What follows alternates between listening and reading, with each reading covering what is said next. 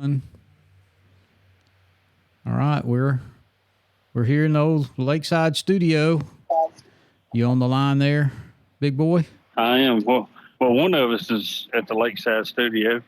Well, you're here in spirit. You're here in spirit. Spirits, I look around and look at the walls and over there the electrical panel cover, and I see you. I see you and everything in here. So. Yeah, I'm in man camp number 5 in Plant City, Florida. Well, looks like everybody's done their job down there because most of the power is back on now. So hopefully that can get everybody that's been really hurt down there, started on the right path. Now they'll have electricity and can start getting some things done. Yeah, the county we've been working, they're down to 4,500, which is the largest county in on Tampa Electric. So, that's still a lot of people, but it's not a whole lot when you consider how many people's on that line. Yeah, I mean, there's close to 2 million in Florida out, wasn't there? Or close to it. There's over a million. Yeah, and just on the one county that we've been working in, there's 708,000 customers in that one county, and like I say, we've got it down to 4,000. So that and those numbers may go down more tonight. I mean, there's still guys out working tonight. So, well, good deal. Hopefully they'll cut y'all loose and you can be home here next day or 2 or 3. Yeah, it'll be nice to sleep in my bed. So. Oh, no. And see the kids. Sleep in your recliner. What do you mean your bed? Your recliner? Well, the beast is calling my name. All right. Well, you've been gone. You've been gone so long.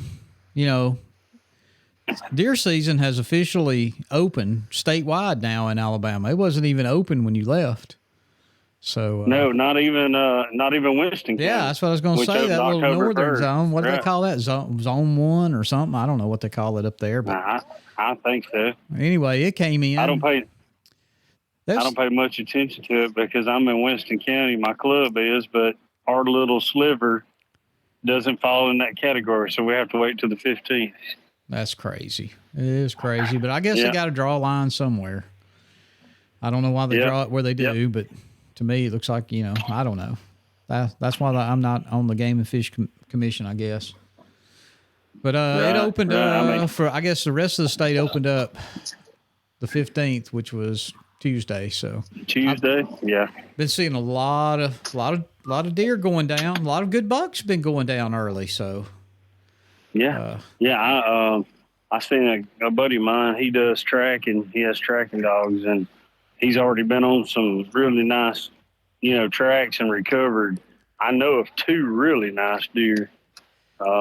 And I talked to a few guys, back home, and they're starting to get some good deer on camera. Stuff starting to show up a little more.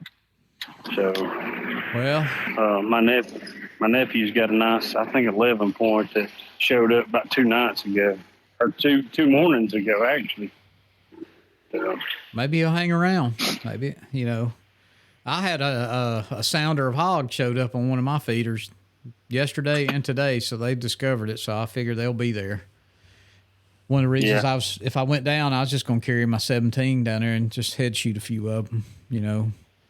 If they're young, they'll scatter, but they'll generally come back. And it looked like 2 sows and some half grown ones. They were bigger than piglets, but they were eating size. Let's just put it that way. They weren't big. Of course, I don't know. Has that big hog showed back up? I have not seen him. I don't know where he's went to. They roam.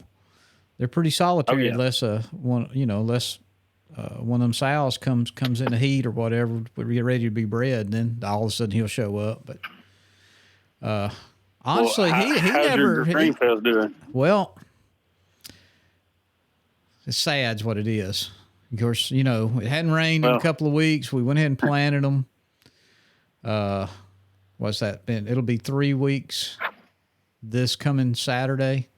I was down there last weekend. Me and my brother went down and put up a couple of shooting houses that I'd bought, and There was a few sprigs coming up here and there, like where they fall into a disc trail.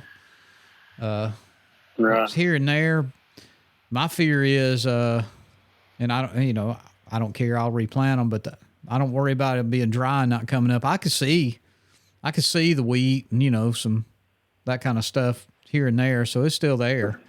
It hadn't germinated because it's on top of the ground basically. But the turkeys are ravaging it. I had pictures. I should have sent you that picture today, and there was 6 of them right now. I moved my camera. I wonder why I wasn't seeing them, down there around that feeder. And of course, there ain't no feeder. I had to dump it out. It got moisture in it, but they hadn't been there anyway, and they were up on that upper field, and yeah, there was 6 of them out there all day long, just having a good old time eating my 50 pounds of blend I put out. So, well, we don't have. I don't have any cameras on those green fields that we planted in Wilson Bend, and Jamie had actually took his off the field, moved them into the woods into a couple places, and so we don't really even know what our green fields look like because we've been gone. We have no idea. And we haven't fertilized them yet because we've been waiting for rain. All I can tell you, if they were wet when you planted them, they may have sprouted. I hope they weren't, because if you didn't fertilize them and as dry as it is, they probably withered away. I planted, let's see, well, the Sunday I got home, I planted a little field on a power line behind my shop. You know where I'm talking about. Yeah. And the ground, I was shocked. That ground was as wet and damp. Yeah. And I planted it, and Dustin, I've got the prettiest greenfield stand you wouldn't believe. It's 4 to 6 inches high, thick, coming right on up. No, I don't know. I told you my buddy planted, and I tried to talk him out of it, because we were supposed to have that heavy rain, and he went ahead and planted. I was afraid the seed would wash. Yeah. And I spoke with him this morning, and he told me that, he said, man, this is the prettiest green field I've ever. He just hit it just right. You know what I mean? And he didn't drag it or anything because he knew the rain was coming.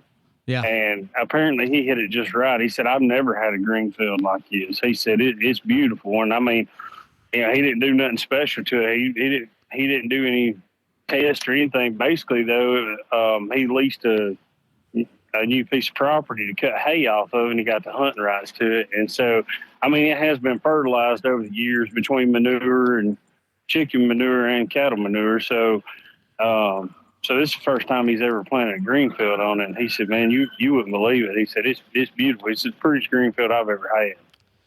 Yeah. So I'm excited to see it, I mean, I don't know that I'm going to have a pretty green field, but he says he's got one. Well, I was watching the weather this morning, and the super long 10-day out one, they said about this time next week, we might get some showers. Yep. The showers might move through, but, that's so far out. Who knows? Yeah. I think I seen like 47%. Yeah. For next Wednesday or Thursday, 47%. Mm-hmm. Well, I mean, I got grass up there behind the shop. I mean, it's like I said, it's beautiful. I went ahead and cut me a shooting lane and put a ground blind out, and I'll be doggone, you're not going to believe this, but apparently I got into the last batch of chiggers that you could get into. I have got chigger bites from my ankles all the way up to my armpits, and about to drive me crazy. I didn't even think about it. It'd been these cool mornings and so dry and stuff. I just figured they were gone, but right. I guess not. That's the gift that keeps on giving. Oh, I'm telling you. That's always the gift that keeps on giving.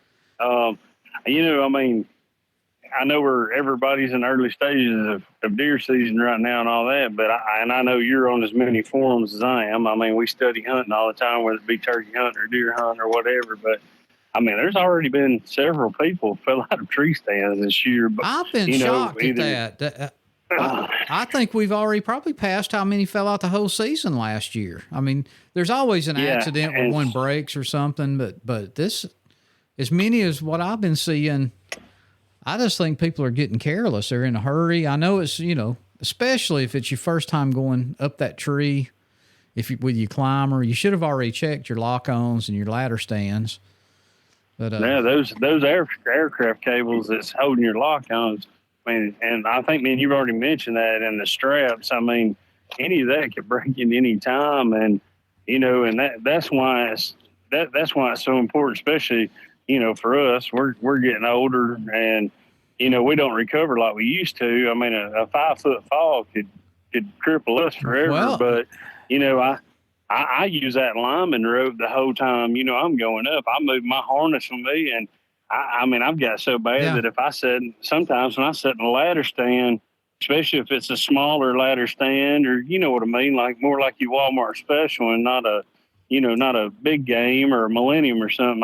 I'm still bad. Sometimes wear a harness in that. I should wear one in all of them, but you just can't take chances much anymore. I mean, you just don't know if a squirrel's chewed straps or whatever. Oh no, yeah. I mean, there is no way I would show up and go up a tree in a ladder stand. I would hope most people would take their lock-ons down, and maybe if they got screw-in steps, you don't have to worry about like tree sticks and that kind of stuff, but then put them up. But if they've left them things up all year, there's no way I would climb up there and get on them in the dark. I mean, first place, I'd probably sit down on a wasp nest and I'd jump out of it. But, man, them rotten straps, I mean, these straps nowadays, they're all coming from China, most of them. I don't know many that would be American made to begin with. You only going to get a year or two out of them at the most. And even at that, you should just go ahead and change them. If they fade out, take them down. They don't cost that much. I bought a 4-pack for $8 at Harbor Freight the other day. I mean, I'll get 2 years out of them. I know it's. Go ahead. I mean, I know that everybody's busy, and once the season's over with, you've missed that time, because you've went hunting and hadn't spent a lot of time with family, especially if you're dedicated. But I mean, realistically, especially on lock-ons, like you say, and stuff like that, take the extra time and take them down and store them in a good dry place. That's the thing. Well, and for God's sake, if you're in a lock-on, wear your safety harness. I mean, a climber in a lock-on, really any stand like you said, but a lock-on. That's why I quit using lock-ons, because I was bad about trying to doze off, and I was wearing a harness. But I still was afraid I was going to go to sleep and fall on out on, and get hung, be hanging there. I didn't want to do that. So, I just got away from them. I put a lock on up one time right before bow season. And I mean, I had been in it. I had, got out on the end of it, sunk it down properly, sat in it, cut my shooting lanes out and all that good stuff. And, had hunted in it 2 or 3 times, and one day I went up there to hunt, and when I stepped on the platform, the whole thing shifted. I'm in splits up there, grabbing what I can grab. Of course, I already had my harness, around the tree, but I mean, that could have went bad quick, so you just have to take a little bit of time, like you say, and check things out before, and I mean, even do a little quick check as you're going up. Use your green headlamp or whatever if you don't like a bright light, and check things. I know I climbed over in the forest. We went in one morning over in the bankhead, and I climbed a tree. It broke daylight, and this thing was dead. I don't even know how I hadn't fell in, which I wasn't as big as I am now. If you're climbing, if you're going into an area you don't know, it's hard. Even when we all do it. You're looking for a good straight tree, hopefully not a whole lot of limbs. You got to limb off as you're going up, especially if you hadn't climbed it before. It's hard to tell they're dead. I've done the same thing. I got 3/4 of the way up where I was going. And when I put that bottom piece down and the weight on it, it sunk into the tree. And that's when I kind of felt the tree, and it was dead and rotten. The bottom, halfway up that I was going was pretty solid. I didn't realize the whole top had died out of the thing. I mean, I'm like you. It could have easily just been so rotted it just collapsed in, and go off down the tree I go. And I'm not gonna lie, I had my safety harness on, but I'm bad about not putting it around that tree until I get to where I want to go. And I didn't that morning. That was years ago. And like I said, Yeah. I didn't even climb a tree last year. I'm not gonna lie. I hunted out of ladder stands and shooting houses and ground blinds. So That's me the last several years. I've got a API that's hanging there. It hasn't been used probably in 5 or 6 years, but I kind of got to where when I would go out and we would go into the forest or somewhere like that, I mean, I would just let it break day enough that I could at least look at the tree, and then because it don't take but a second to get set and go up. So I mean, I would just sit there, and once it would break just enough daylight that I could see and make sure I was in a good safe tree, then I'd start my climb. But I've got a lot bigger than I used to be and a lot older. So the ladder stands and the ground blinds and shooting houses are a little bit more my style nowadays, especially when I take my daughter with me. well, I've got to a point, and it's not being lazy. You know me, I wake up early in the mornings, but I may drive to where I'm going in the dark. I don't even start walking until it starts breaking light a little bit. I blew more deer out walking in right at dark, while it's still dark. And I figured at least if I bump a deer walking down the trail to my stand, I might see, especially if it's a buck, and get a shot at it. But I still sometimes need a little bit of light, but sometimes I wait till it's fairly bright and I ease on in and climb up, because I don't ever see nothing that, the daybreak of, sunrise anyway. It's usually 7:30, 8:30, 9 o'clock, and that's when I'll see a deer. And I was going, I don't know why in the world I'm getting in here an hour before daylight. I saw on one of the forums or pages, Facebook groups, somebody had posted a poll, how early do you get to your stand? And it was like 3 hours, 2 hours, 1 hour, half hour before daylight. And I'm going, hell, it's daylight when I get to mine. I don't climb. I used to get out there. I would get up in my stand so early, I'd catch me a 20, 30-minute nap before light. And well, most of my deer activity the last couple of years, what little I've hunted, I mean, has been, between 8 and 10 o'clock. So yeah, I mean, I get what you're saying. I mean, you sit there watch it break day, and it's nice, and you get to hear the woods kind of come alive. But you sit there for a couple hours, in the cold, and all of a sudden, then the deer start, and you're like, man, I could have, sat in the truck or sit in my recliner or whatever for another hour. Got an extra 30 minutes of sleep or something. But now I will say, if it's rut time, I'm going to get out there as early as I can, because they'll chase all night. You know how they are during the rut. Oh, yeah. But during bow season or late gun season, when they're back more to it, well, for us down there, it's rut at the end of the season. So, but when they're more on feeding patterns, to me, I don't see many deer in green fields early in the morning when there's still frost on them and that kind of stuff. So I try to concentrate on the woods. I will set on them. I got, they'll cross, but I don't see them feeding until the frost is, melted off and they kind of dried up. Same way with the turkey. The turkeys ain't coming out in no wet fields. They don't like it either. So. Right. But, man, I'll be so glad when March gets here. That's the greatest thing about deer season coming in. That means turkey season's around the corner. And, we do need to talk, and we ain't even talked about this, off mic, but, are we going to try to do a fall turkey hunt? If we are, I need to start studying up. Yeah. I mean, we need to do some research on it and see what, and find out dates and all that. And, something else we hadn't talked about that we need to do too, is because we owe it to ourselves and our dogs. But I mean, we're going to have to get in a little squirrel hunting time this year. We didn't get enough in last year. No, we certainly didn't. And I mean, you had some things pre-planned during the winter, and I always go to Chicago during Christmas, and and that sort of thing. So, I mean, we need to lay some weekends aside for that as well, especially when they up Wheeler back up and we're up there in that flat ground. We need to have our schedule a little more open for it. Yeah. So, but that's kind of when we're getting ready for turkey season, and you got NWTF during that time, and it's just a busy time. The transition's happening.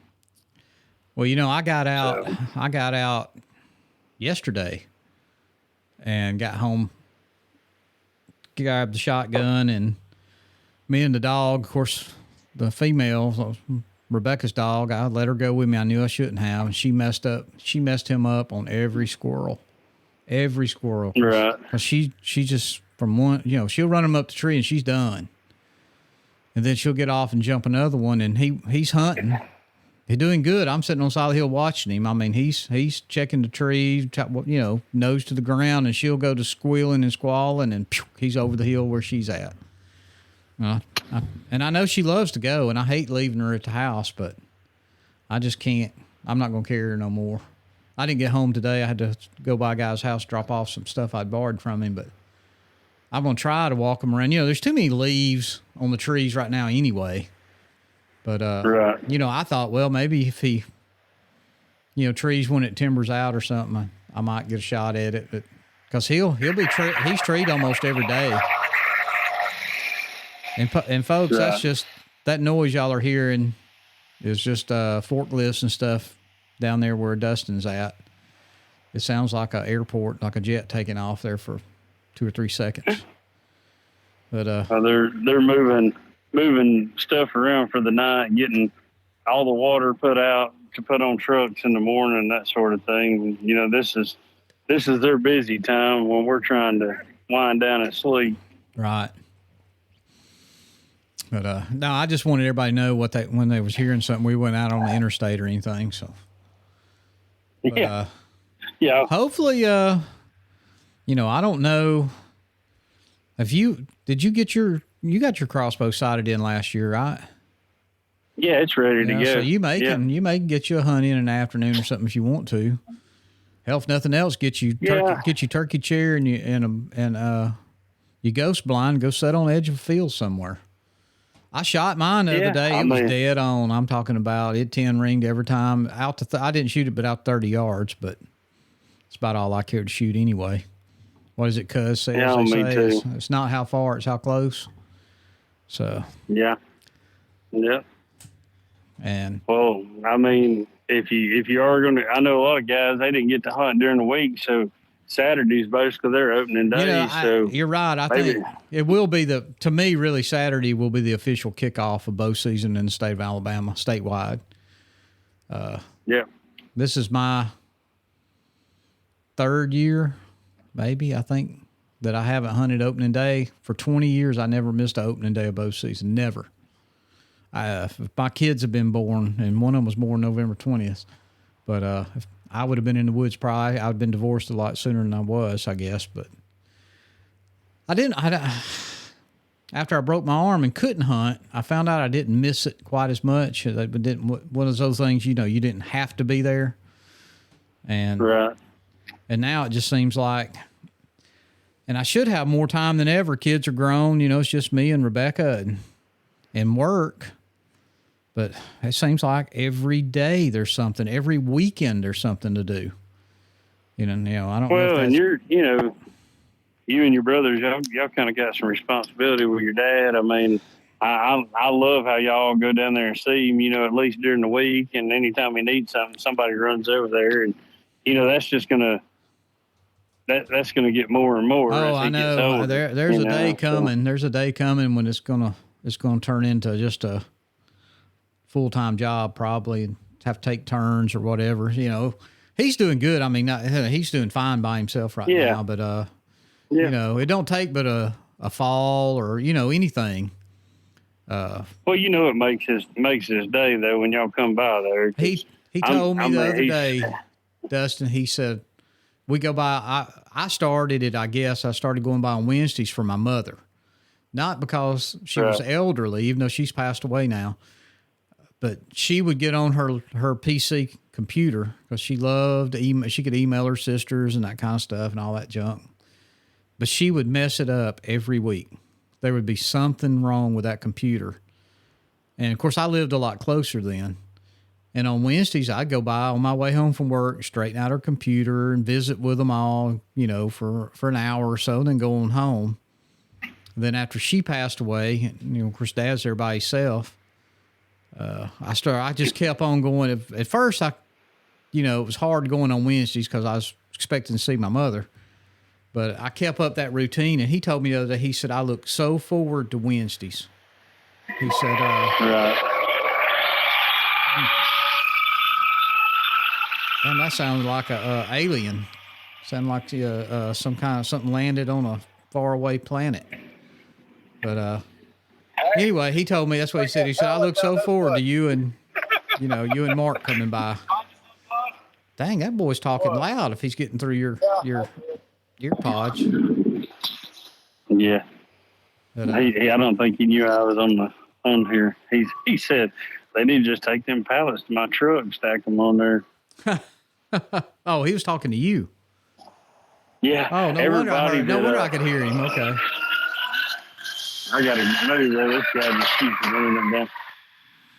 But so when they close these camps, like every day they have, pallets of water, Gatorade and stuff, for the guys to take out. Yeah. But when it starts winding down, they get rid of all this stuff. So they want everybody, hey, take your case of Gatorade home with you. Take a case of Powerade. Drink it on the way home. Drink it next week at work. Whatever. So yeah. It's funny watching these guys. I mean, they will tote a $10, $12 case of Gatorade or Powerade. They'll tote it 8 or 10 miles across the runway just to take it home. It's kind of funny. Well, I don't blame them. I wasn't a big Gatorade fan, but I've got to drinking it here lately, especially when I was working down there in the heat in the summer. Well, me and you working out here on this thing. I really like those sugar-frees. Yeah. The sugar-free Gatorades are fantastic, but they're kind of hard to find, and they're especially like some different choices in them, Right. But I think a lot of people, it gives people with diabetes, things like that, it gives them a little something different to drink. And so I've noticed they're making more and more flavors in those, which is great. Well, not to change the subject too much, but what'd you think about the metal getting finished around the building? Looks great, man. And I know it's going to help temperature-wise, especially for the winter. Well, and it's going to keep any wild animals from getting under there. Yeah, they're going to have to. They'll have to dig under because most of that's, down under the gravel. Below, well, it is below the gravel. Some of it's below the dirt. Where I was trying to dig it out a little bit. So all I got to do is get it to rust up some now. I think all we got to do is just from what I've seen, it looks like we still got a little bit of metal work we're going to do to the roof. And that's it. We're pretty much buttoned up. So maybe if I get home, I'm taking a few days off, and I get home, maybe Monday, if you're not going or whatever, we might get together and do that. Yeah. Yeah, I started to get on. I said, if I cut that metal and I don't get it good and straight, because, we're going to be using the pieces. There, I have something wavy on the end. I said, he'll never let me live that down. I'm just going to wait. We'll cut it once you get back. Because, I'd be cutting it with these big scissor shears I got. I wasn't going to cut it with nothing else.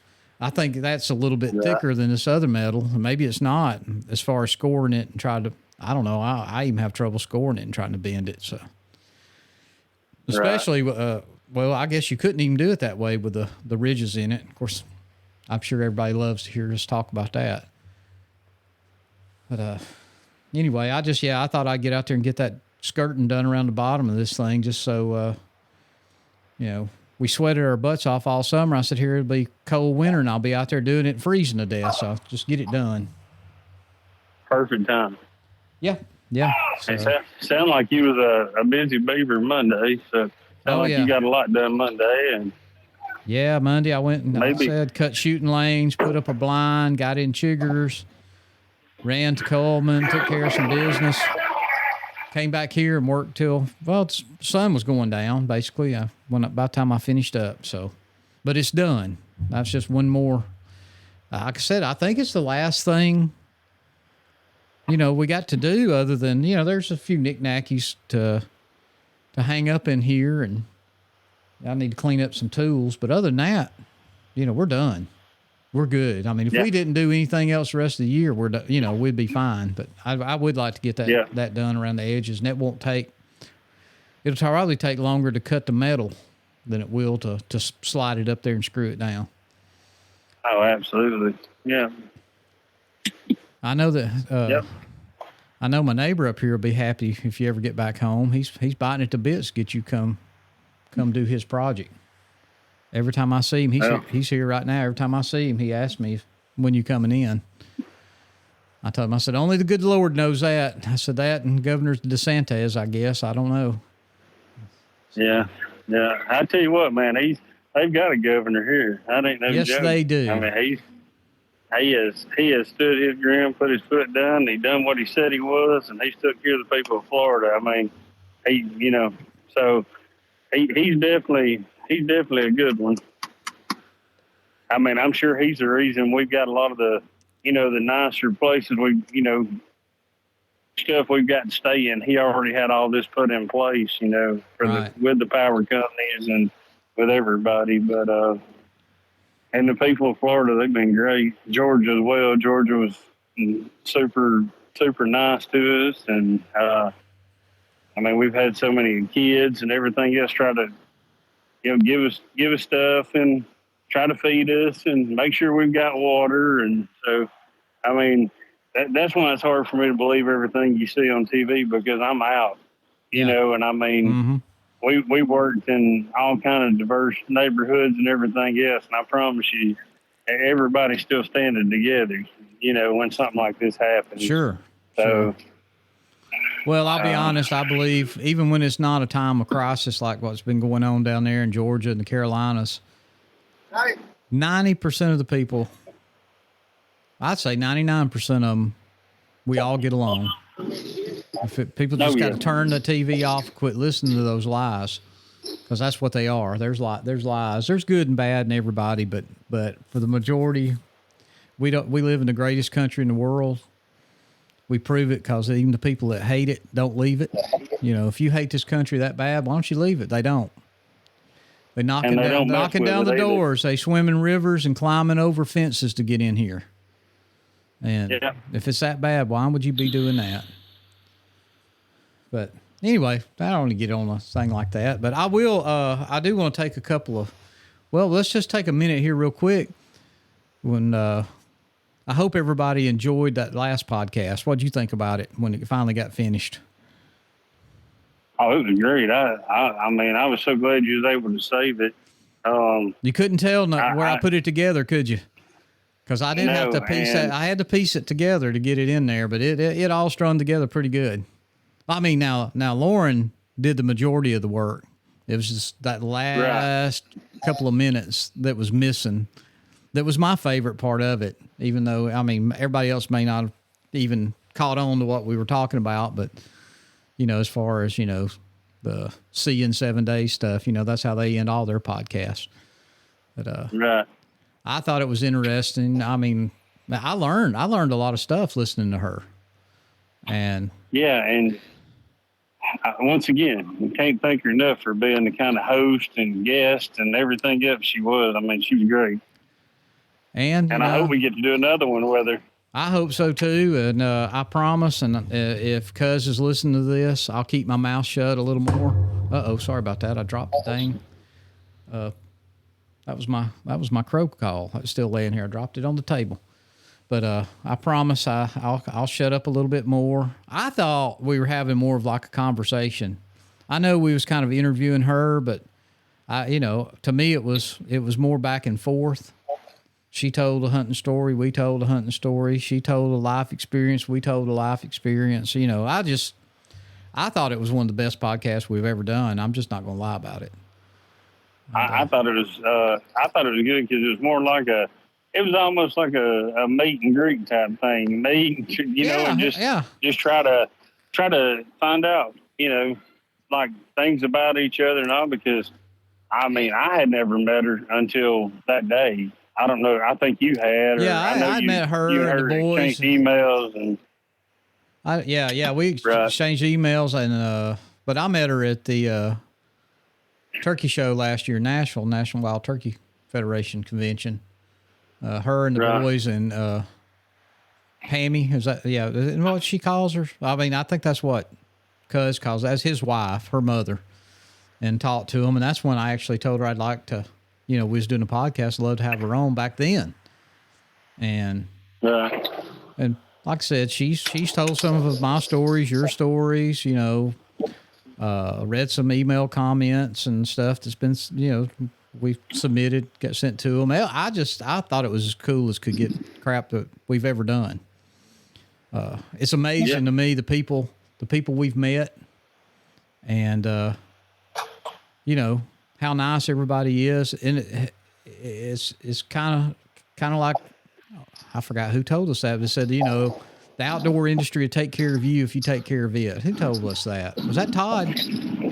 Todd. Yeah, Todd Brogdon. Oh, yeah. Todd. We're going to get him back up here, too. I wish I'd have known he was in Coleman. I told him to make it his last stop. He could have come in here and sit down, and he could have got in on this. Me and him was actually messaging night before last. Yeah. No, I was talking to him, too. I didn't know y'all had messaged. He said y'all had been talking. So. Yeah, and I told him we had to get him back. And he said he was ready, and he knew he was going.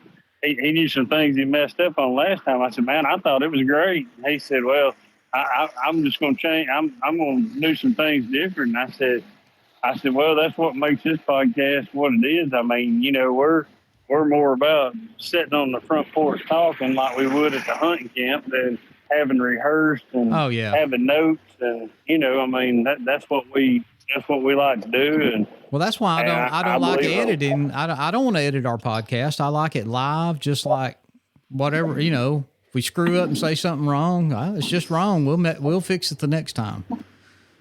Or if we don't know it's wrong, somebody can tell us it's wrong. And if it is, we'll apologize and make it right. So, I mean, nobody's perfect. If I can ever get home, I mean, we've got a couple of good guests lined up, and we've been kind of holding off because we wanted, I wanted to be there and bring them to the studio, and let's do it in person because I'd like for you to, meet them, and there'll be some good information there. And so hopefully, if I get home, hopefully next Thursday we can put something together with one of those guests. Yeah, yep. I'll tell you somebody else we got to get on the phone.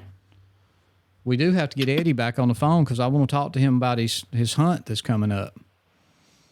Yep, and hopefully we can go be a part of that. Well, and that's another thing. Would. I'd be more than happy to, if it's just driving people to where they hunt, going to hunt or picking them up or sitting with somebody, Yeah, and I mean, Eddie, he said, well, I got a little old cabin and all down here. Because I told him, I said, we'll come down and get a room, whatever. But of course, he said he's got somewhere. So that's even better. Maybe, who knows? We might try to do a couple next week. I don't know. Yeah. Be fine with me. Maybe we can get caught up a little bit. I got to get home and love on them kids a little bit and love on Mama. Yeah. Let them know I'm back for a few days. So, and hopefully maybe get out in the woods myself, or at least go look at my green fields. There you go. There you go. Well, look, I know it's late now. And pick up my rifle. Well, pick up my rifle. There you go. Oh, that's right. Do you have a rifle? I don't recall where's it at? You trying to take my little shorty from me? Rebecca saw it. She shoots a 708. Yeah. You might not get it back. Well, that's something else. That's something else I got to do. The scope for it and the rings and everything set in my house. So I've got to go get that sighted in. Well, before we get too far gone and I turn you loose, I'm gonna take a second for my weekly public service begging. And I'm going to say that, I was really thought after our podcast over in the Camo Cave that we get a call or an email about pro staff for Mossy Oak. It hadn't happened. It's really let me down. I was a little depressed this whole week. But, there's brighter days coming, we need to reach out. I'm going to add in Apex here now tonight. I really, that's our ammo of choice right now. I'd shoot other TSS if I had the opportunity. But you know, right now every bird that I've ever killed with TSS has been apex. And if it ain't broke, don't fix it. That's right, and I'd love to represent them. You know, I don't want to have to sit here and go that ammo brand we use and not call their name.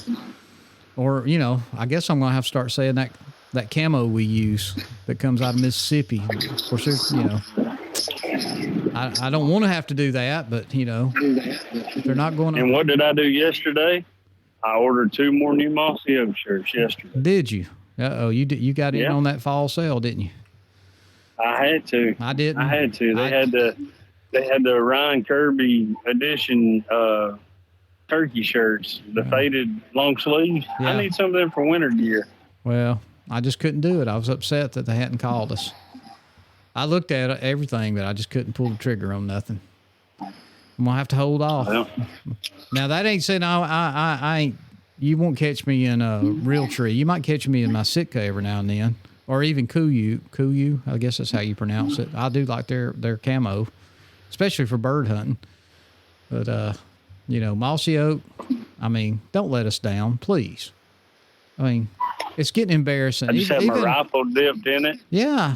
I mean, even some of the guys at work are laughing at me. They even ask now. I mean, it's bad for the boss to be begging, you know, on the public airwaves out here. Even our Mississippi buddies thought we was, you know. Yeah, he thought for sure. We was gonna make it. He sure did. Yep. So everybody's asking. So, you know, Mossy Oak, you know, don't let us down. And Apex, come on. We're waiting on it. We're right here. DM me, email me. Just leave a comment on any of our social media, and we will be in touch. And it seems like, I don't know, you hear that echo? I'm getting a little echo back in my ears.